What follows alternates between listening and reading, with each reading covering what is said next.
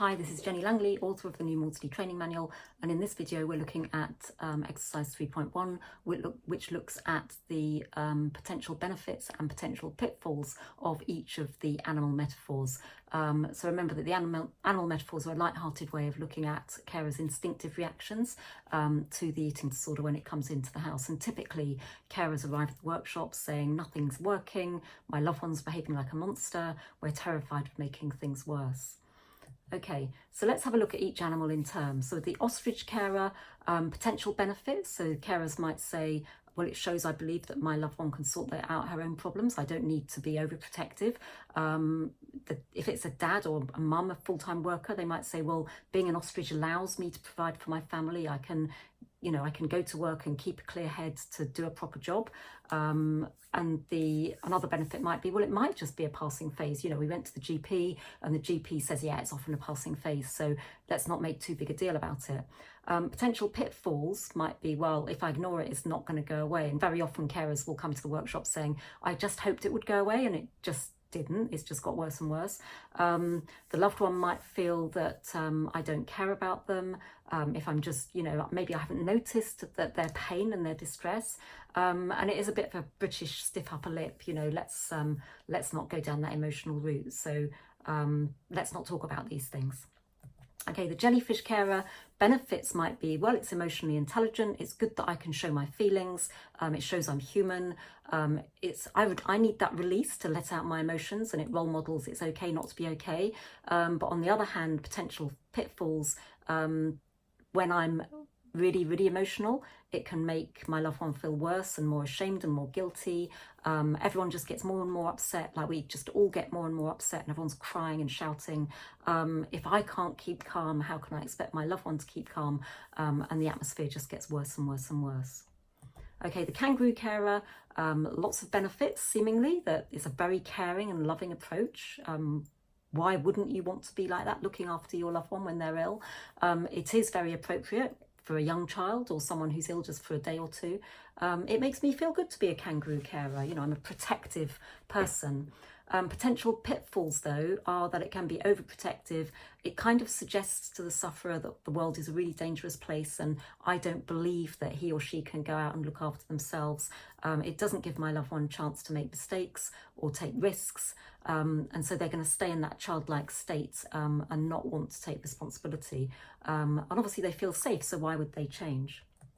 Okay, the rhino carer, potential benefits. Well, it's good to be logical, isn't it? It's good to give logical arguments for change. Surely being a decision maker and a fixer is a good thing. That's what I do at work. And I'm the parent, and surely I should be telling my child what to do. And in fact, the eating disorder clinic has told me that I need to be in charge. So that's quite rhino-like, isn't it? I need to tell my child that she needs to eat, and I'm in charge of that.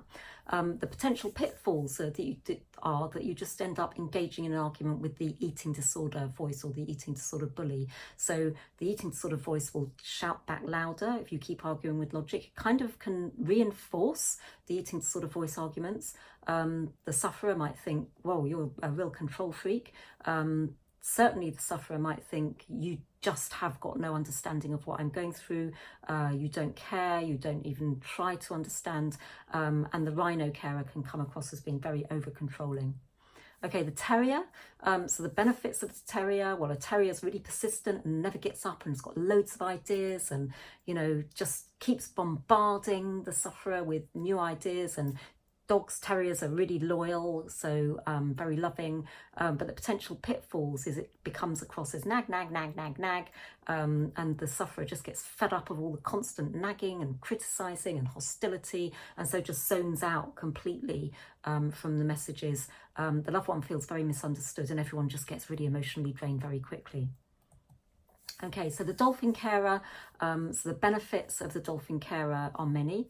So the dolphin carer offers just enough caring and control. So imagine that picture of the pod of dolphins swimming along together, and one of the dolphins is just swimming outside, gently nudging the baby dolphin who's swimming into the danger zone, just gently nudging them back in, maybe being a bit firmer when there's a real threat of danger there.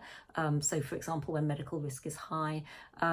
Sometimes the adult dolphin can swim ahead to show the way, and sometimes the adult dolphin can come back behind. So there's many different ways of being a dolphin carer. And of course, with an eating disorder where medical risk is very high, it's quite appropriate to be a firm dolphin.